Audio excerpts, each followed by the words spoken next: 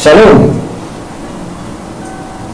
Selamat berjumpa para pendengar dan para pemirsa di mana Anda berada pada saat ini. Saya sebelum memperkenalkan yang hadir di studio ini, saya sendiri adalah Bapak John Sibarani sebagai host, dan kemudian di sini hadir Bapak Daniel Sitompul. Shalom Pak Sibarani. Salam Pak. Salam jumpa pemirsa di rumah juga. Shalom dan salam jumpa bersama kami di sini. Terima kasih Pak. Bapak Daniel ini adalah sekaligus sebagai guru. Kebetulan guru di sekolah kita, guru di perguruan Advent Salemba. Ya, betul Pak. Dan beliau juga aktif di gereja sebagai pembina Pathfinder. Saudara, beliau sungguh aktif sekali, baik di sekolah kita maupun di gereja. Jadi sehingga demikian Bapak Sitompul, pada saat ini sebelum kita mendengarkan dan sebelum juga saya bertanya, mengapa Pak perlu memiliki pendidikan Advent? Terima kasih Pak atas pertanyaannya. Mengapa kita memerlukan pendidikan Advent? Oleh karena secara umum pendidikan Advent berbeda dengan sistem pendidikan yang umum yang ada di dunia ini. Oleh karena dari segi falsafah saja pendidikan kita sangat berbeda. Oleh karena falsafah pendidikan Advent itu berpusat pada Yesus Kristus, bukan kepada buku-buku teks ilmiah yang kita pelajari. Bukan itu pertama. Yang terutama adalah berpusat pada Kristus. Kemudian yang kedua, yang berikutnya adalah pendidikan Advent menanamkan hal-hal yang lebih dari sekedar pengetahuan akademis. Pengetahuan akademis penting, oleh karena itu digunakan untuk kita nanti bekerja atau melayani masyarakat. Tetapi terlebih daripada itu, tujuan kita adalah sampai masa kekekalan. Jadi itulah yang membedakan pendidikan Advent dengan pendidikan yang non-Advent. Baiklah, kalau gitu Pak Sitompul, kita sudah bisa bertanya kepada Bapak. Ya. Di sini apakah filsafat pendidikan Advent itu, Pak? Ya, seperti yang tadi saya sudah sampaikan, ya, filsafat atau falsafah pendidikan Advent itu berpusat kepada Yesus Kristus dan juga berpusat pada Alkitab, kemudian berpusat kepada buku-buku yang ditulis oleh hambanya, yaitu Ellen G. White, dan yang paling penting, tidak hanya belajar akademis. Oleh karena falsafah pendidikan Advent tidak hanya sampai akademis, tetapi lebih daripada itu mempersiapkan anak didik untuk masa kekekalan. Jadi itulah falsafah pendidikan Advent yang ada di organisasi kita. Ada 6 alasan Pak, ya, ada 6 alasan mengapa kita perlu mengadakan pendidikan Advent di dunia ini. Yang pertama, pendidikan Advent, melalui pendidikan Advent kita dapat memperkenalkan Alkitab kepada anak-anak didik. Itu yang terutama, ya. Lalu yang kedua, di dalam Alkitab tentu isi yang paling besar dan paling terfokus adalah pada Yesus Kristus. Itu sebenarnya yang kedua, alasan yang kedua, sekolah-sekolah Advent kita dapat memperkenalkan Yesus Kristus kepada anak didik. Kemudian yang ketiga, pendidikan Advent. Ya, alasan kita memberikan pendidikan Advent adalah kita mempersiapkan para anak-anak didik kita untuk mendedikasikan kehidupannya. Mereka punya keahlian di dalam masyarakat kelak setelah mereka selesai dalam pendidikan dasar, menengah, dan tinggi, sehingga mereka bisa melayani orang lain. Kemudian yang keempat, bahwa pendidikan Advent diadakan agar mereka dapat menolong orang lain untuk melihat lebih jelas filsafat-filsafat yang ada di dalam Alkitab untuk diterapkan dalam kehidupan mereka pada waktu mereka di masyarakat. Dan yang kelima dikatakan di sini bahwa fungsi atau alasan mengapa pendidikan Advent diadakan adalah untuk memberikan kontribusi ya, kepada orang-orang baik yang mampu maupun yang kurang mampu untuk dapat pendidikan yang sangat penting dalam kehidupan mereka. Dan yang terakhir, Pak, yang terakhir ini jangan lupa tidak bisa dilupakan juga bahwa yang keenam, alasan pendidikan Advent diadakan adalah oleh karena pengaruh guru-guru yang mendidik mereka akan menjadi pengaruh yang baik pada waktu kelak mereka menjadi dewasa. Jadi ini kira-kira 6 alasan mengapa pendidikan Advent dijalankan di dunia ini, Pak. Begitu juga pemirsa. Gitu Pak ya. Wah, cukup betul-betul dapat dimengerti oleh para orang-orang tua dan para pemirsa yang ada di seluruh Nusantara ini, Pak ya. Iya. Khususnya di kalangan sekolah dan itu sendiri. Kemudian Pak, iya, apakah yang dinamakan visi dan misi pendidikan Advent itu, Pak? Ya, terima kasih. Jadi pemirsa dan Pak Sibarani, setiap organisasi pasti mempunyai visi dan misi dan juga tujuan. Nah, visi dan misi pendidikan Advent adalah mempersiapkan para siswa, para anak didik untuk kehidupan yang berguna dan penuh sukacita, membina persahabatan dengan Tuhan mereka, Allah Maha Pencipta, lalu mengembangkan kemampuan-kemampuan manusia dalam diri mereka secara seutuh-utuhnya, kemudian memiliki nilai-nilai yang berlandaskan Alkitab, dan pelayanan yang tidak mementingkan diri sendiri.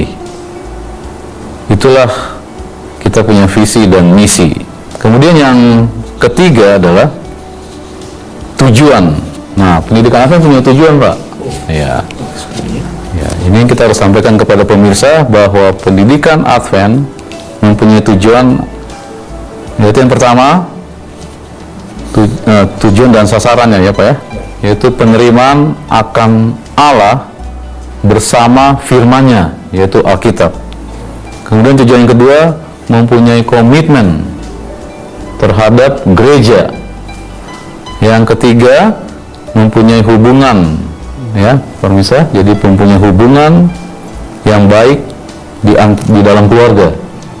Jadi kalau kita melihat pendidikan itu selalu dimulai dalam keluarga. Jadi kalau pendidikan dalam keluarga itu baik, maka kelak waktu dididik di sekolah mereka pada umumnya baik. Kemudian tujuan dari pendidikan Advent adalah mereka akan bertanggung jawab sebagai warga negara yang baik. Tentu sebagai warga negara ada hak dan kewajiban. Jadi kita mendidik bukan hanya aspek tadi, tetapi juga mendidik anak siswa kita untuk menjadi warga negara yang bertanggung jawab. Kemudian Tujuan yang lain adalah mempunyai kehidupan, kesehatan yang seimbang. Apa gunanya anak-anak ini belajar sampai tinggi, sampai mendapat gelar yang tertinggi dalam akademis, tetapi toh mereka sakit-sakitan sehingga ilmunya tidak berguna. Ya, jadi mereka harus dididik juga untuk menjaga kesehatan, kemudian mengembangkan mereka punya intelektual, lalu mereka juga harus dididik dalam kemampuan berkomunikasi, ya, bagaimana mau mengaplikasikan mereka punya keahlian dalam menerima ilmu, tapi mereka tidak mempunyai kemampuan untuk mengkomunikasikan kepada orang lain. Begitu juga ada apresiasi, ya, atau ucapan terima kasih, ya, baik kepada Tuhan sebagai pencipta dan juga kepada sesama manusia. Jadi kita mendidik mereka untuk selalu bersyukur, ya. Kemudian tujuan pendidikan Advent juga pada waktu mereka selesai sampai pendidikan tinggi, mereka juga kelak akan meniti karir dan juga mereka akan melayani masyarakat. Jadi inilah tujuan dari pendidikan kita, Pak, yang sudah digariskan oleh organisasi dari pendidikan, dari organisasi kita yang tertinggi. Cukup luas, Pak, ya. Iya. Arah dan tujuan Iya. sekolah Betul. ini, ya. Jadi memang itulah perlunya, Pak, ya. Iya. Dan itulah juga namanya dikatakan mempunyai tersendiri, Iya. visi dan misi itu, Betul. Pak, ya. Cukup baik dan betul-betul cukup luas pandangannya. Dan kemudian, Pak, Iya. sebelum kita memasuki ini, saya mendengarkan, Pak, Iya. ada dikatakan apakah ada perbedaan di sekolah Advent dengan di sekolah umum ataupun sekolah negeri? Iya. Perbedaan dalam hal apa aja nih, Pak? Perbedaan dalam sisi pelayanan di dalam sekolah kita. Iya. Terima kasih, ya. Jadi pertanyaan sangat baik. Jadi pemirsa dan juga Pak Sibarani, bahwa sebagaimana tadi falsafah pendidikan Advent dan juga tujuannya, hal yang kita bisa lihat dalam sekolah-sekolah Advent yaitu setiap hari guru-guru kita, guru-guru di pendidikan Advent ini akan melakukan kebaktian pagi sebelum mengajar. Jadi 15 menit sebelum mengajar mereka wajib mengikuti perbaktian. Kemudian di dalam kelas pun setiap pagi siswa-siswi mereka akan membaca buku renungan pagi. Begitu juga ada kebaktian-kebaktian khusus yang rutin setiap minggu dan juga setiap bulan. Contohnya chapel, ya, kita sebutnya chapel, kebaktian gabungan, di mana di situ anak-anak didik akan dilatih untuk berkhotbah, dididik untuk memimpin acara. Begitu juga mereka akan tampil, yang mempunyai talenta bermusik, talenta bernyanyi, disitulah kita kembangkan, ya. Jadi inilah perbedaan-perbedaan, karena seperti tadi dikatakan bahwa landasan yang paling pertama dalam falsafah pendidikan kita adalah, atau 6 aspek tadi itu adalah mereka harus mengenal Alkitab dan Tuhan mereka sebagai landasan untuk mereka nanti ke masyarakat. Demikian, Pak. Cukup dapat dimengerti, ya, para pemirsa dan para orang-orang tua yang sudah dipercayakan oleh Tuhan anak-anak kita, baik putra dan putri kita.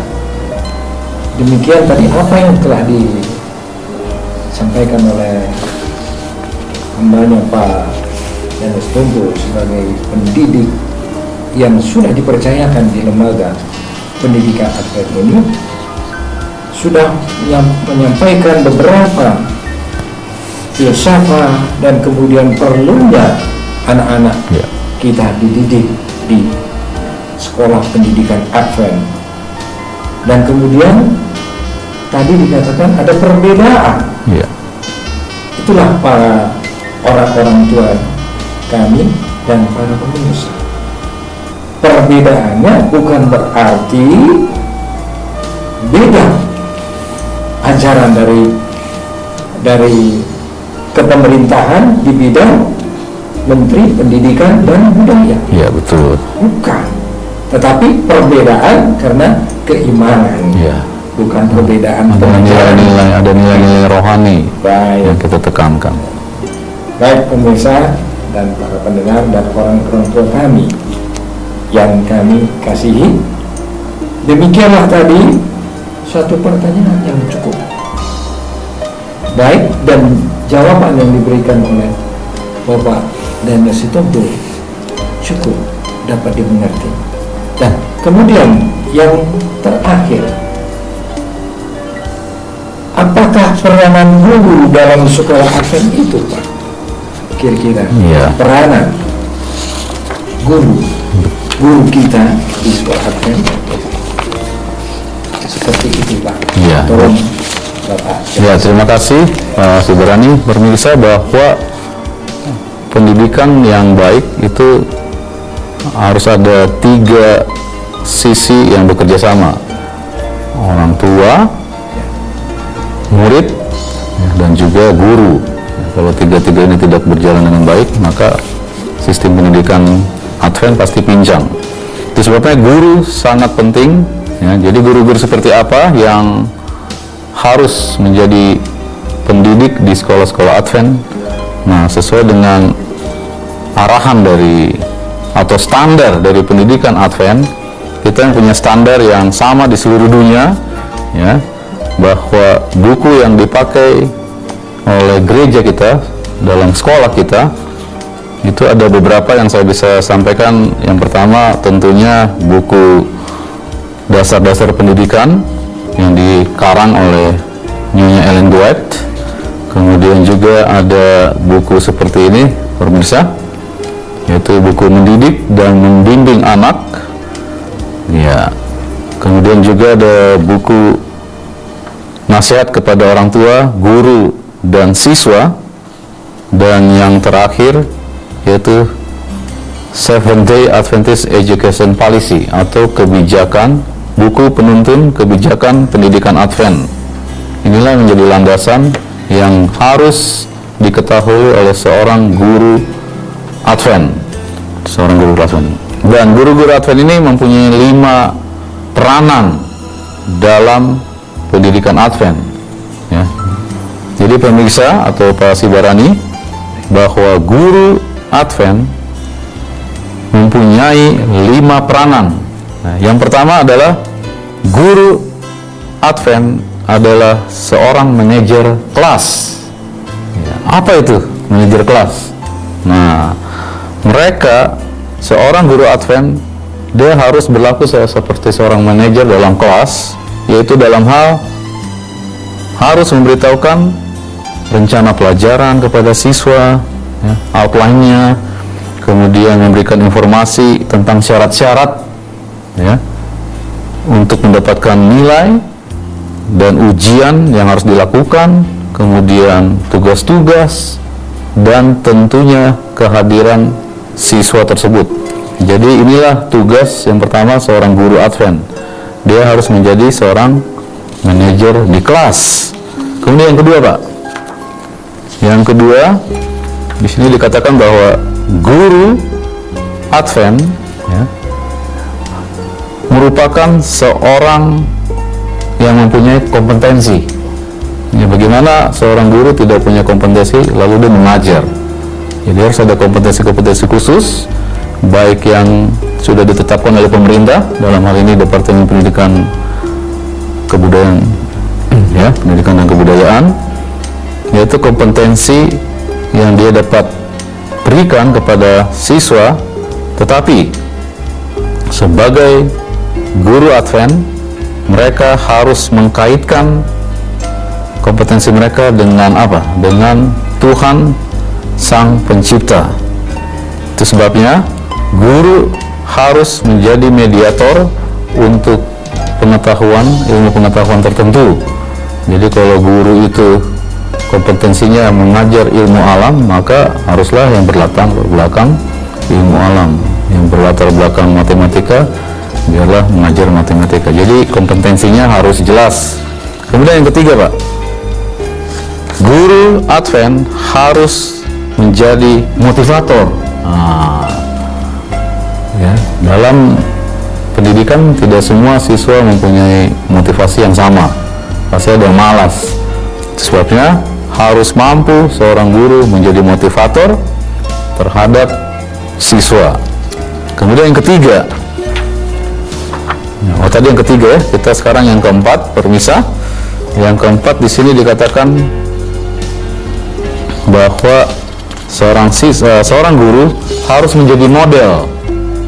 Ya, dia harus menjadi model, dia harus menjadi teladan di sini maksudnya terhadap anak siswanya. Ya, sehingga anak siswanya bisa melihat sosok seorang guru yang bisa dia teladani. Kemudian guru juga harus mempunyai rasa empati dalam hal ini.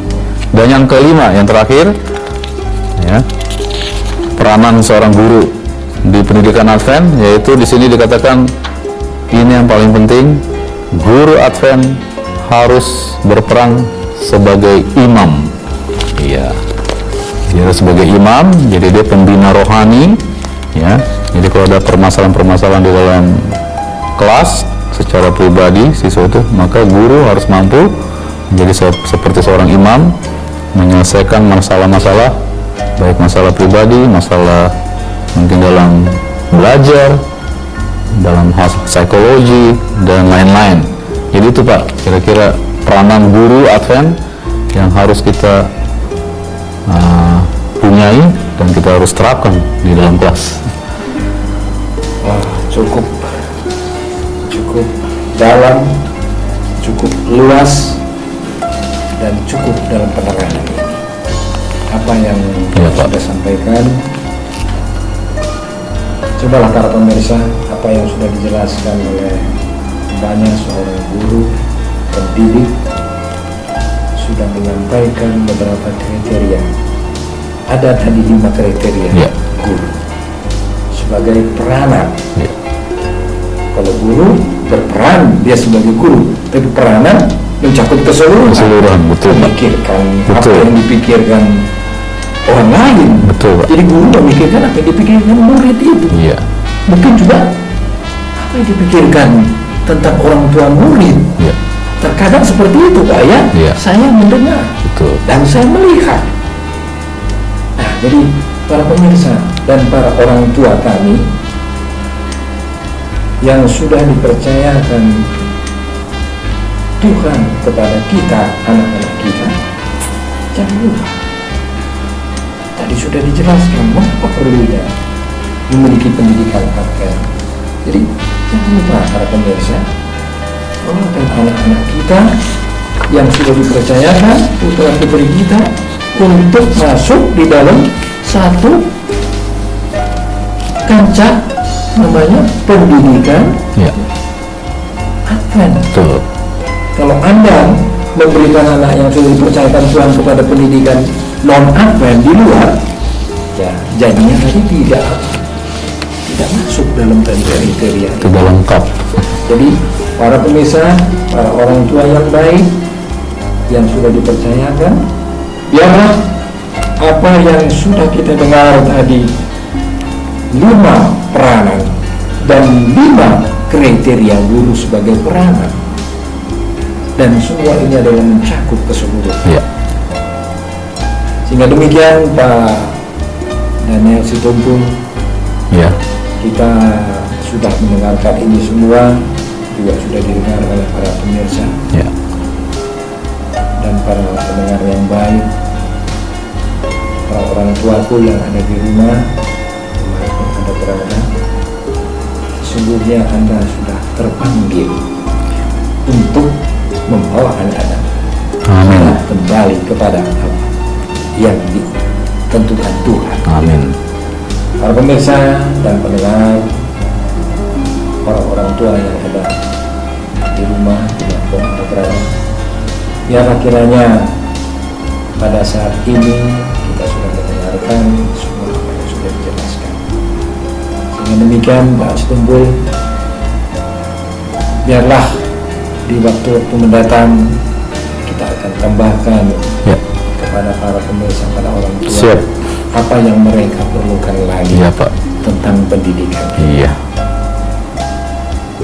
Sekiranya Anda membutuhkan, nanti para pemirsa dan para orang tua, kita akan mendengarkan yang berikut-berikut. Apa yang Anda perlukan nanti, silakanlah Anda nanti bertanya kepada guru-guru Ya. yang mana saat ini sudah hadir di studio Bapak Daniel Sitompul sebagai guru yang dipercayakan di lembaga pendidikan Advent itu Ya. sendiri, dan di dalam gereja pun beliau aktif sebagai pembina Advent.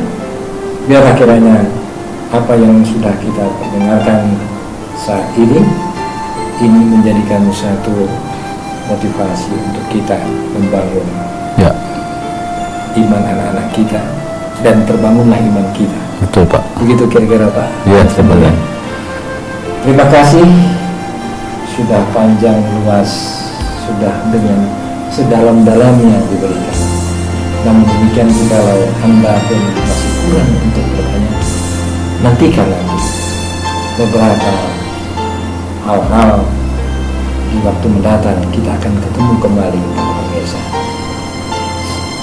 Sebelumnya kami dari studio, agar kita dapat melengkapi ini semua, kita sejenak para pemirsa, kita berdoa. Ya. Betul, Pak. Pak Daniel boleh doakan anak-anak kita Iya. di rumah dan orang tua siswa kita. Ya, kita berdoa ya, pemirsa. Ya. Bapa kami yang bertahta di surga, Allah yang maha baik, Allah maha pengasih dan penyayang. Terima kasih karena waktu yang indah kami bisa membahas pendidikan yang sudah Engkau dasarkan di dalam kitab suci dan juga di buku-buku roh nubuat. Biarlah itu dapat kami terapkan di dalam kehidupan kami, dalam tugas pelayanan kami sebagai guru, agar dengan demikian para orang tua yang mendengarkan ini dapat mempercayakan anak-anak didik mereka, anak-anak mereka untuk dididik di sekolah-sekolah Tuhan. Lebih kurangnya Engkau saja yang menyempurnakannya Tuhan, karena kami adalah alat-alat kecil yang tidak sempurna. Engkaulah guru di atas segala guru yang kami selalu belajar pada Engkau. Ajarkanlah kami untuk dapat menjadi guru-guru sebagaimana sudah disampaikan tadi dalam pembahasan kami, dan juga bagaimana menjalankan pendidikan Advent yang benar. Terima kasih ya Tuhan, biarlah kami bisa bertemu kembali di lain waktu, dan Tuhan berkati semua para pemirsa yang mendengar hal ini. Percakapan kami pada sore hari ini agar mereka juga dapat diberkati oleh Tuhan. Kami berdoa dalam nama Yesus, amin. Amin. Sampai jumpa pemirsa. Terima kasih Pak.